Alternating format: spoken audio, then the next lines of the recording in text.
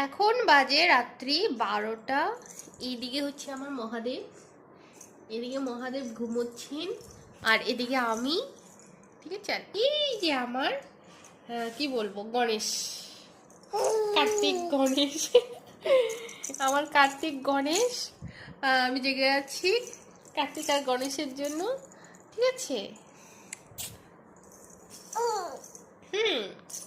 হাতটা ছাড়ো, এই দেখো হাতটা ধর, হাতটা ছাড়ো, হাতটা ছাড়ো, ব্যথা পাচ্ছি, হাতটা ছাড়ো বলছি, ছাড়ো। হ্যাঁ, ও ছাড়বে না। এই ছাড়, ছাড়, ছাড়। ও ও